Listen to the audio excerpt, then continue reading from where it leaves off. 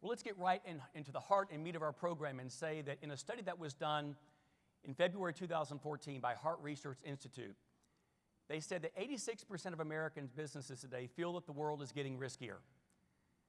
They interviewed 1,100 business owners from small, medium, and large companies to find out what was in their heads, their hearts, as to what their risk concerns were. And they aggregated the information into 7 major buckets. 3 of the top vote getters were, number 1, people's concern for workers' comp liability. Workers' comp claims are on the rise, and we're going to talk about that in today's program. Then there was cyber liability. Who here hasn't had the touch from a computer virus or had your account hacked in some way? It's even happening to the big boys, the Sonys of the world, the Targets of the world. And lastly, we can't escape the huge impact that our current administration has had on health care. Medical cost inflation is huge, going through the roof, and it's not getting any better. Now today, I'm going to be talking about something that I feel is an American classic in business today, talking about workers' comp administration. But I'm also going to be peppering into the conversation some synergies that relate to not only workers' comp, but health care. We've all heard the tongue-in-cheek commercial, happy cows make happy cheese. I'm saying it a little bit differently. Happy and healthy employees are more productive employees and less apt to have claims and lawsuits. Now, a little bit about me. I'm known as America's Risk Reduction Authority.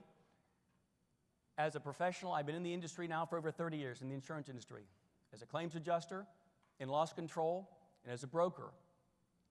And all that has given me an excellent technical foundation for the consulting work that I do today. And about 5 years ago, I was teaching a course called Keys for Profitability in the New Economy, in which I was teaching business owners, business leaders, cost containment strategies to help them be more profitable. And because of the success that people were having in the systems, I had a number of people tell me over time, hey, Rick, you ought to write a book on this stuff. So I did. In 2013 was published, Accidents Waiting to Happen. It's a book on best practices in workers' comp administration and protecting corporate profitability. And I'm proud to say it actually became a bestseller in the first 2 weeks of distribution. Even more proud to say it actually went to number 1 in March of last year. Now, I say that not to impress you, but to impress upon you that I have an absolute passion for how I see my work. A philosophy that comes from not only my work, but comes from the greatest mentor in my life. That was my dad. My dad was a family practice physician, and he was so loved by his patients because he had great bedside manner. He cared about his results. It was all about doing the right thing. And he would always tell me as I was growing up, hey, Rick, make sure whatever you do, care about what you do and focus on getting good results. So I do care. Now, if you hear something today that resonates with you and you would like more information, I'll be glad to share with you how you can get that information. Or you may want to decide to get involved in a strategy session, which is a very robust conversation to know what your operational blind spots are and finding those out with something called an assessment, which you hear about called risk score.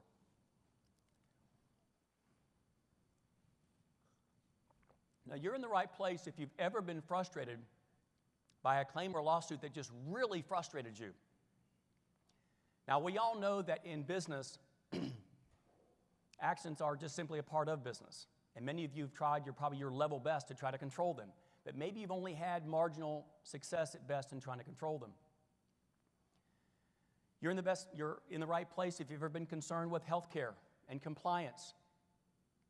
Heaven knows the government's been shifting the shells on us all in this process. It's very complicated and hard to keep up. And some of you were just so ready to be able to find predictable systems, one that can provide and give you good predictable results. Now today, what you're going to learn is the financial impact of loss and how you can create sustainable growth, why some companies don't create sustainable growth, and what you can do to change that. We're going to talk about the 5 costly mistakes leaders make regarding claims and lawsuits. And lastly, we're going to talk about how you can gain peace of mind by knowing what your operational blind spots are, the ones that are costing you money. Now, let me start by saying that I feel that risk management is a secret weapon for your business. And I say it's a secret weapon for your business because it really involves 3 parts that any business owner really should be cognizant of. Number one, the money that you save by putting good risk management in place can help you in funding the goals that you have for your company. And we're going to talk about that here in just a moment. In the CEO forums that I'm involved with, I hear a consistent theme and terminology of sustainability. No one here wants to be a flash in the pan. Again, people want consistent results. And who doesn't want to be more competitive in your marketplace? Everyone does, right?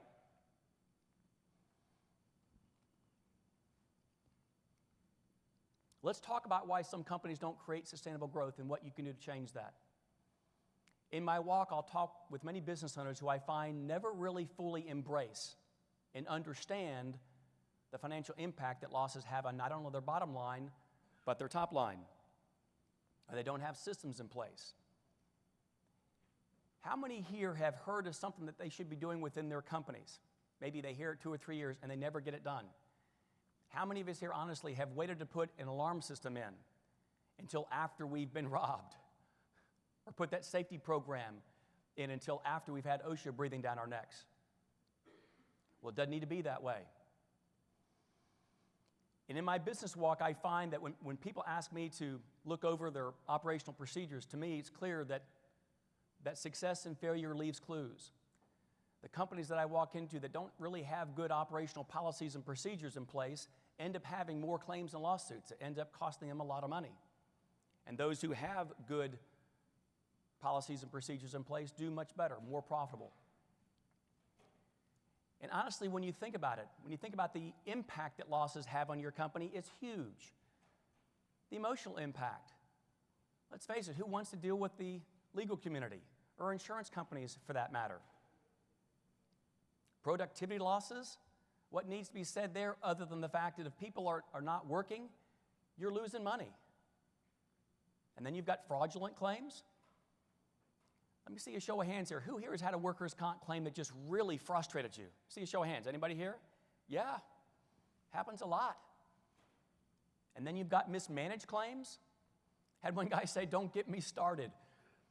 Listen, insurance companies are very similar to y'all from the respects that after the recession, many are still doing more with less people. And I see time and time again, carrier adjusters are handling way more caseloads than they can handle. And things fall through the cracks that ends up costing you guys money. Happens a lot. And I would say probably 9.9 times out of 10, you never know what's happening to you. Let's talk about the visions that you have for your company. I was talking with a company in the Northeast who was planning to open up a new territory, and they wanted to hire on 8 new sales reps, needed to get a fleet of cars. It was going to cost him $200,000-$300,000.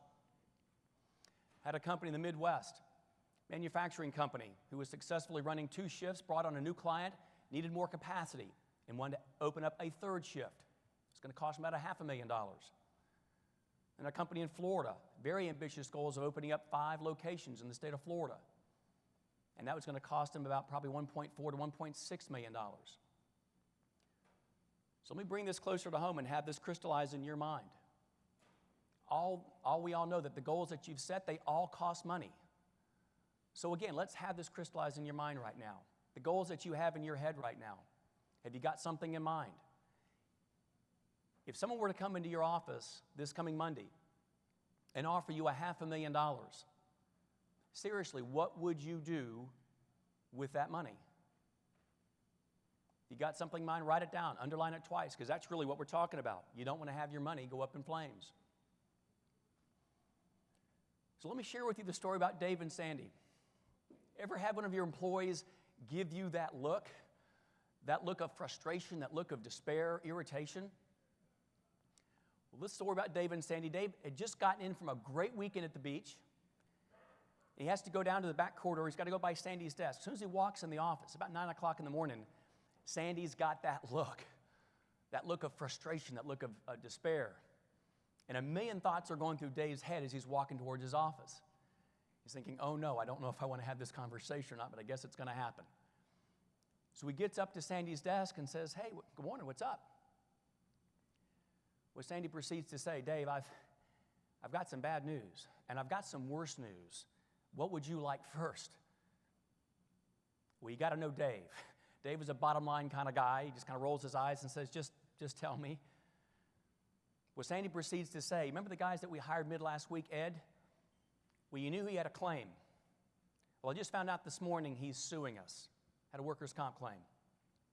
Well, as soon as Dave heard that, his stomach went into a knot, because this isn't the first time this has happened to Dave. And he's thinking to himself, that's just great. Here we go again, someone taking advantage of us, taking advantage of the system. That's exactly what was coming down. Let me get a little bit more granular with you here, tell you a little bit about the chemistry about this situation. David just hired on 20 new guys in 1 month to build out a job he'd just been awarded.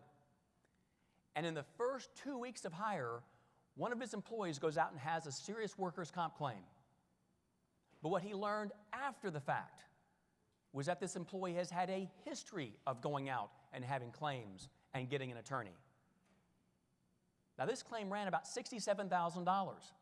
And based on Dave's profit margin, which is about 5% at the time, he's now got to sell over $1.3 million in sales just to pay for that, just to break even.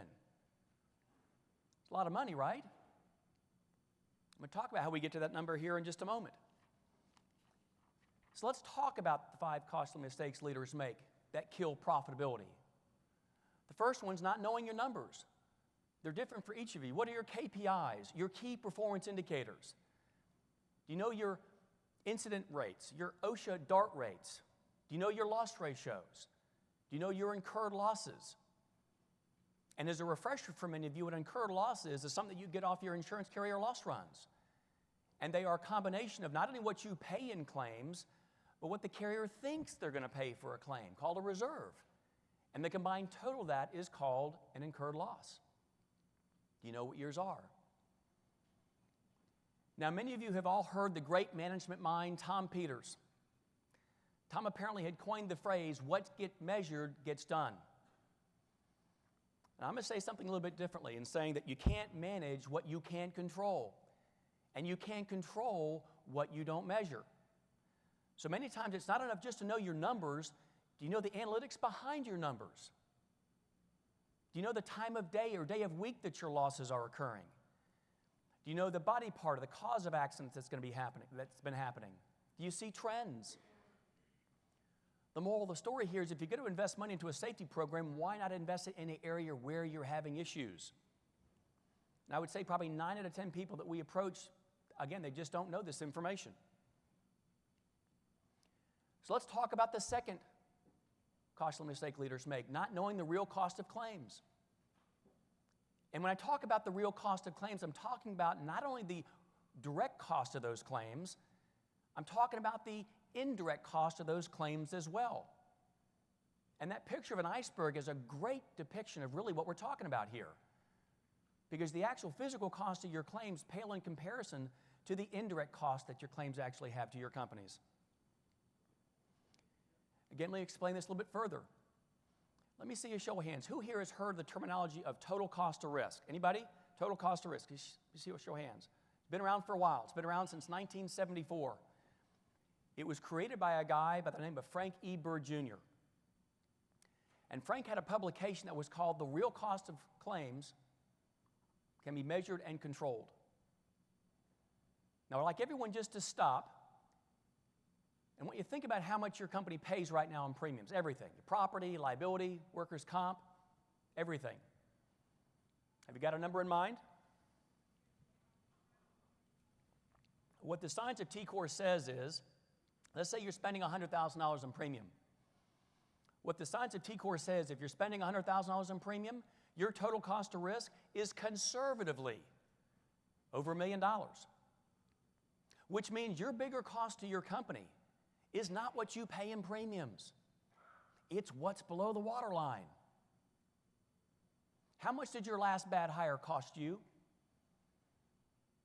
Who here has had an employee working with you for 5, 6, 7 months and left your company? It's happened to me. Shuram, the Society of HR Managers, put a publication out recently that said that if you've got someone making, let's say, $30,000, $35,000 a year, and they working you through for half a year, let's say, that employee costs you upwards of $70,000, $75,000. It's a lot of money. The cost to retrain, the cost to rehire, loss of production, your time, it's extremely costly to your company. So what's the moral of the story here? Is when you're thinking about your risk management program, think beyond just quotes, think beyond just premiums. Look for resources that can help not only shrink down the cost of your premiums, but shrink down those indirect costs that you're having as a company as well. And as it relates to T-Core, let me share something that comes out of OSHA called indirect loss cost factors. Again, indirect loss cost factors. And what OSHA says is that for any claim that you have, there are some very real additional costs associated with them. And they have factors of anywhere from 1.1 to 4.5. A $10,000 claim actually turns over $21,000 really quickly. And again, that's a conservative number. So let me go back to the example I just shared with you just a minute ago with Dave. Told you he had one claim, it was $67,000. If you multiply that times an indirect loss cost factor of 1.1, you now have indirect loss costs of over $74,000. The math is really simple here. You take that indirect loss cost and you add that to the direct cost that you have as a company, you've now got total loss costs, in his case, of over $141,000. Again, a lot of money. And this is an example of a workers' comp claim. And I shared I would talk to you about the synergy that relates to not only that, but healthcare. Let me share with you a study that came out of Duke University back in 2013. 12,000 people were involved in this study. And their Medical Center for Analysis did a report on overweight folks and said that those who were overweight filed 2 times the number of claims than their non-overweight counterparts. They had 7 times the number of medical costs for those claims. They call it comorbidity. You may not be overweight, have diabetes, takes longer for the claims to heal. And these same folks have 13 times more days lost than their non-overweight counterparts. So what's the moral of the story here? Get your people healthy. Get them into wellness programs. And wellness programs today are totally different than they were even 2 years ago. Now let me share a tool with you right now. Feel free to write that down. This is a great site that takes you to the Department of Labor. And on that site, they give you a calculation tool. And again, I would suggest that when you get back to the office, that either yourself or have your staff order your carrier loss runs and take your loss runs through this formula. I think you'll find it to be an eye-opening experience for you. But let me share with you the study, the story about Mario. Mario is a company up in the Northeast who had 8 claims in 1 year, totaling over $87,000. He paid his $12,000 in deductible, and the carrier paid the balance. And what was interesting in Mario's case is he realized he ended up with over $93,000 in additional soft costs. In his case, for a total of $180,000 in total loss costs. Now, here's what was interesting. Mario really wanted to understand the impact that his losses had on his company. It took about 2 or 3 months to do that. Now, this is his math, not ours. But he wanted to understand the impact that his claims had on his company. And as you go down through that list, all those items on that list should make sense to you. He had cleanup costs, loss of production. He really got off easy from a legal perspective. We generally always see $15,000 to $20,000. He only had $10,000 in legal expenses. 2 of the 4 employees that were involved in the accidents, 1 he had to fire, 1 quit. And $6,800 that he had apportioned to them for this training was money up in flames. Mario ended up having one of those V8 moments, realizing that when he looked at the claims that he had, they didn't really even need to happen. With a little bit of training, they really could have been avoided. Now let me shift gears with you here in just a moment. Let's talk about the impact that claims have on your sales. Well, the first thing you've got to know as a company is what's your net profit margin. And in Mario's case, it was 7%. So here again, the math is really simple here. You divide 7% into your total loss costs. In Mario's case, he's now got to sell over $2.5 million worth of sales, just to break even. So let me put this in your world. $180,000 in lost profits. How much rope and wire do you have to manufacture in order to make $180,000 in profits? How many contracts do you have to win? And at what percentage do you need to win to make $180,000 in profits? Let's keep that in mind. So let's talk about the third costly mistake leaders make: not knowing their blind spots. There you are in your red car going down the road of business, and that yellow car represents a lawsuit that's totally in your blind spots. Don't see it coming at all. That blue car represents a workers' comp claim that you know you have on the books, but it's starting to grow hair on it, as we call it, starting to get out of control. Now, many of y'all have heard of the Pareto's principle, the 80-20 rule. Have you heard of the 90-10 rule?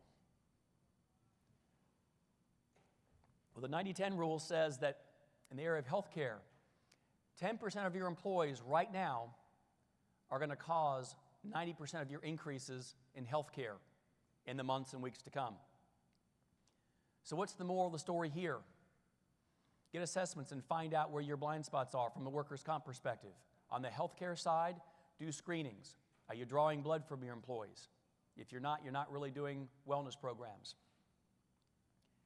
But if I can get you to remember just two things from today, I'd like you to remember this. If you reduce your business risk as a company, you can and will increase your profitability as a company. But number two, know your blind spots. Know your operational blind spots. Number one New York bestselling authors Larry Bossidy and Ram Charan have a book called Execution. And in their book, they make the observation that too many business leaders today fool themselves into thinking that their businesses are well run. How many of us have heard the saying, sometimes we don't know what we don't know? Well, in my opinion, blind spots cause claims.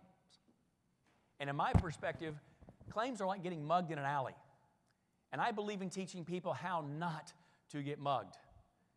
I believe in teaching people how not to use their insurance. How's that for a unique idea?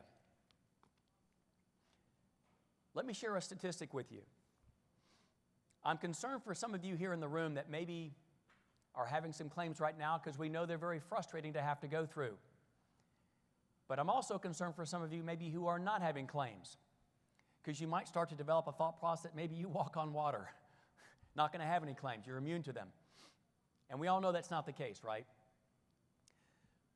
But there was an article written back in 2010 by Zurich Insurance Company, and these people have more stats than baseball. They said that after every recession, two things have happened every time, just like clockwork. Number one, people logically start to hire again because there's more business flowing, and thank goodness we're starting to see that. But number two, there's always been a spike in workers' compensation claims. And that, my friends, just got validated for me in March of last year from an attorney friend who gave a report from the JCC, the Justice Circuit Court, saying that there had been a 10-year downward trend in claims. That trend has now stopped and is now going the other way.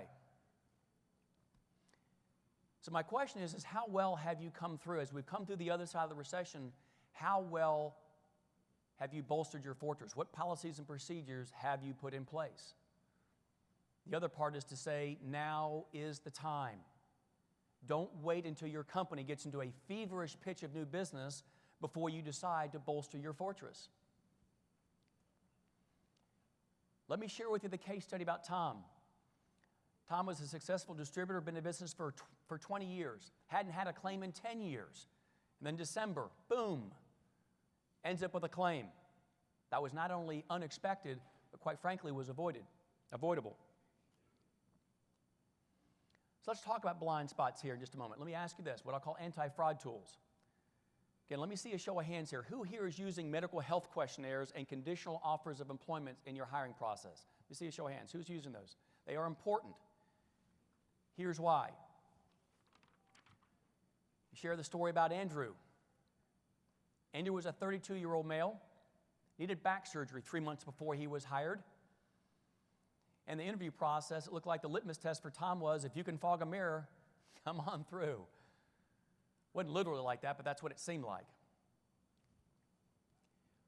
Once you put someone in your canoe in business, it's like someone reaches in and grabs the paddle from your hand, and you've now become an unguided canoe going down towards the waterfall. Because if you have a claim in day 1 or day 2 or hour 1, hour 2, you're on it, and so is your carrier. So what do you think happened to Andrew in his first 3 weeks of hire? Yep, re-injured his back. Claims running about $76,000.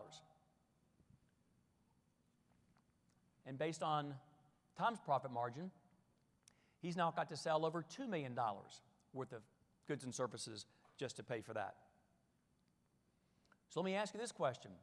Have you ever hired someone today and put them on the job the next day? Well, the answer should be no. That conditional offer of employment letter that I just mentioned to you, that becomes your trigger point document that gives you the ability to give them that medical health questionnaire after you've hired them. We all know you can't ask medical questions in the interview process, right? But you can after you formally offer them a job. And if someone is less than honest in completing that medical health questionnaire, you have just given yourself a get-out-of-jail-free card. How is that? Through a court case called Martin Company versus Carpenter. Goes back to 61, made statute in 84. Says that someone is less than honest in completing that medical health questionnaire, your carrier now has the ability to be able to deny that workers' comp claim. Again, saving your company a ton of money in the process. So let's talk about some other blind spots, what I'll call anti-fraud tools. Many of you, I hope, are doing pre-employment background checks. I wish Dave was doing those. Had Dave done the right pre-employment background checks, he would have seen that Ed would have had a rap sheet maybe 2 pages long that he had prior claims.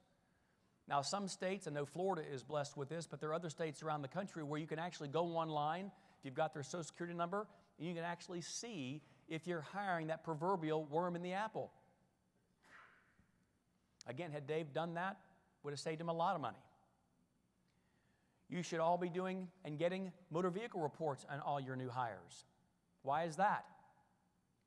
Because of a legal terminology called negligent entrustment. If you hire somebody that has an invalidated driver's license through a DUI or something like that, and they have a serious accident, the legal community will do an absolute tap dance on your head. They will eat your lunch.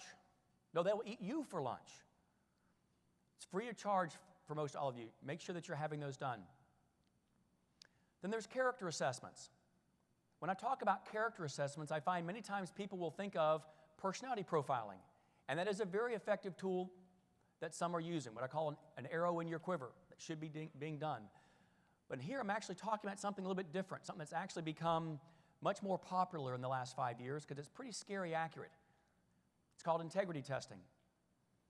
And it has a very accurate way of ferreting out those employees who suffer from a condition called cognitive dissonance. What in the world is that? That's when someone's behaviors are not in alignment with whatever is in their subconscious, in their value structure. It has a way of flushing out those people who suffer from a propensity for drug use or theft use or even hostility. You can even test to see if they're trying to beat the test, which is pretty cool. So again, something to keep in mind. So let's talk about the fourth cost mistake leaders make, not having systems. Now, there was a Dr. George Weathersby who had coined the phrase that ordinary companies, ordinary people can perform extraordinarily well if they've got systems in place. And he went on further to say that extraordinary people, extraordinary companies can't perform consistently unless they have systems in place. Now, I use a football analogy, but I say when you assemble your field of people on the field of business each day, the left tackle ought to know where the right tackle is going when the play starts, when the day starts. And risk management is not something that just should be relished off to the safety guys. It involves and should involve multiple people on your team. So who is on your team is going to be different for each and every one of you. You may have a full suite of C-suite people. But all the people that you see on the right-hand side of the page, these are all the different types of folks, even rank-and-file employees who should be involved in your risk management program. So let's talk about Risk Score, a system that is used to help uncover blind spots. Again, the ones that cost you money. And when you think of Risk Score, think of like a credit score, but for your business. Think about this. When you have a good high credit score, what does it do to your mortgage rates? Lowers them, right? Well, the same holds true in the insurance world. If you've got a good high risk score, you're going to find yourself qualifying for better programs, better discounts. And let me share with you how this came about. When I was doing the research for my book, there's a dynamic that exists in the insurance industry that I bet exists in yours. A lot of silos. There are a lot of people involved in workers' comp that don't really ever talk to each other, especially in the insurance world. You've got claims people. You've got loss control people. You've got underwriters. You've got a whole new set of people. You've got the medical community, the legal community. And all these people rarely ever talk to each other. So basically what we did was I involved 31 different insurance companies. We had labor law attorneys and workers' comp attorneys to come up with what were considered to be best practices. And we took the lids off the silos and dumped everyone into one silo.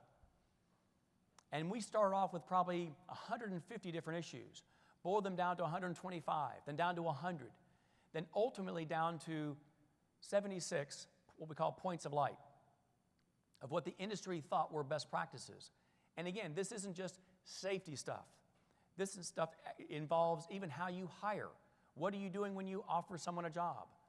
What are you doing after you've offered someone a job? To what policies and procedures do you have in place before and after you have a claim?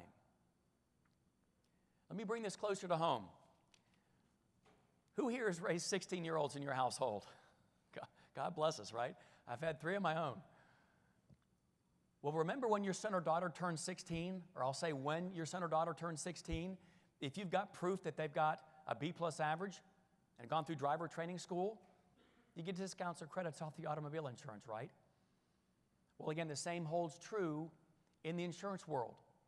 If you can show that you've got good policies and procedures in place, you're going to find yourself positioned for better terms.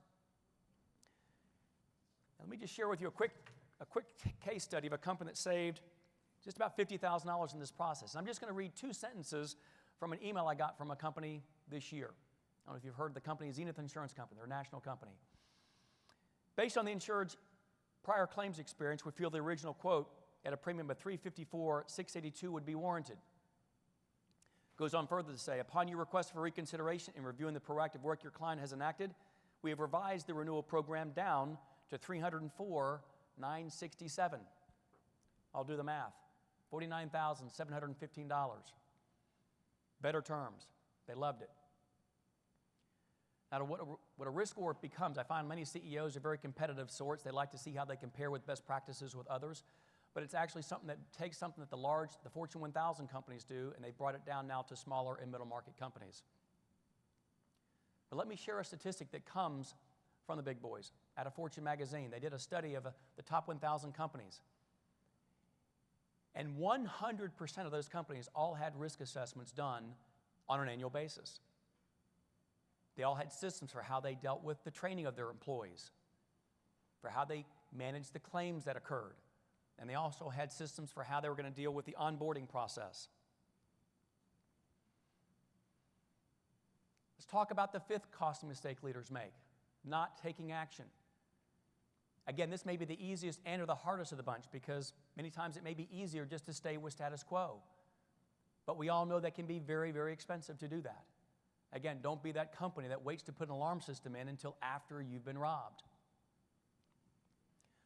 So in summary, as I said from before, if you reduce your business risk as a company, you can and will increase your profitability as a company. But know your blind spots. More importantly, do something about them. Now, statistically, these are the statistics that we see from people who have systems in place. We've generally seen a reduction in the number of claims by 63% in 1 year. We've seen reductions in the cost of their claims by 21%. And turnover is very huge for many, could be huge for many companies. And we've seen that reduced as much as 30% in the process. Again, don't take my word for it. Paul Womerans, CEO of Kenpat USA, helped him connect the dots, he said, having a system. helped him identify relevant strategies that really were important to him. And those that know Paul know he's got a very good safety culture. But going through this process, he felt he had an even better safety culture than that. A manufacturer in the Southeast was averaging over $318,000 in losses over a 3-year period of time. And in 1 year, dropped their claims below $28,000, which had the same financial impact as adding over $13 million to their sales.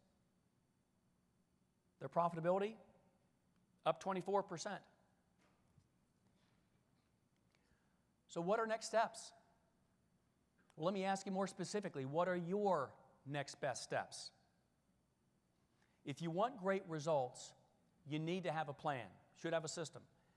And a plan like RiskScore can help you attain best-in-class standards while creating a more productive and profitable work environment. And when you do that, you're going to find yourself qualifying for better terms, better programs, better rates. Now, earlier I promised you I would share with you how you can gain peace of mind by knowing what your blind spots are, especially the ones that are costing you money. Now, the Associated Wire Rope Fabricators wanted to do something that was special for y'all. They made special arrangements for each of you to be able to receive your RiskScore and to have a one-on-one educational risk reduction strategy session with me at no cost. It normally runs $750, but for those in attendance today and for those that qualify, it is free of charge. And to qualify, you simply need to be a leader or a key manager within your company or have the ability to involve them in the strategy session. So again, if you're interested, all you simply need to do is just pull out a business card. If you would like your RiskScore, just simply put out a business card. On the back of your card, I need you to write a number. And that number represents the approximate number of employees that are in your company. Now, my staff needs that, along with what's on the front of your card, in order to be able to send you out a customized link. So again, if you would like your RiskScore, on the back of your card below the number, just if you would like your RiskScore for workers' comp, just put a WC on the back of your card. If you would like your RiskScore for healthcare, just put an HC on the back of your card. If you would like both, that is fine. And here's what would happen next. Obviously, if you turn your card in to me or one of my assistants in the back, they'll send you out an email link that'll have a calendar link on it that you can set up your strategy session. Again, the strategy session lasts an hour. Once that date's been set, our staff will then send you out a RiskScore link. But here's the important thing about that link. It will only last for 7 days once it's been issued to you. So if you get it, check your spam filters and go ahead and take it as soon as you get it. In closing, it's my goal to have you not use your insurance. Now, I know that's an unusual goal, but it's one that I live by because I know it's going to end up making you a more profitable company. Now, we all know that accidents are waiting to happen. Let's not have them happen on your watch. It's been an honor. It's been a pleasure to be here with y'all today. Hope you have a great rest of the program. I'll be around to answer any questions that you may have. Y'all take care. Have a great day.